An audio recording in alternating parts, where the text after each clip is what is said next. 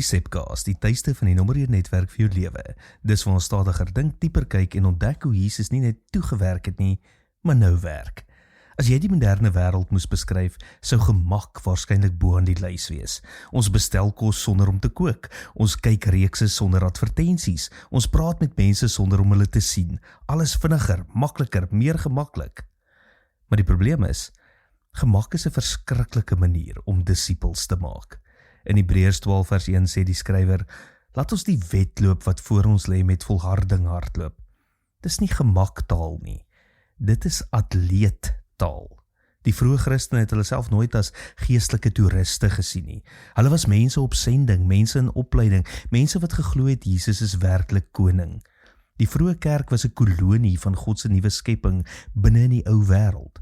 Met ander woorde, kerk was nooit bedoel as 'n geestelike vermaaksentrum nie. Dit was 'n beweging. En miskien is dit hoekom soveel mense vandag geestelik moeg voel, want ons het begin dink geloof gaan oor verbruik eerder as deelname. Ons vra, het ek van die diens gehou? Was die musiek goed? Het dit my behoeftes ontmoet?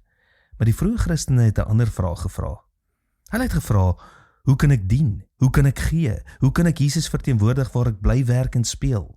En dis presies waarom ons visie so belangrik is, die nommer 1 netwerk vir jou lewe, nie omdat ons nog 'n program wil bou nie, maar omdat ons Jesus mense stuur in elke straat, kantoor, skool en koffiewinkel in.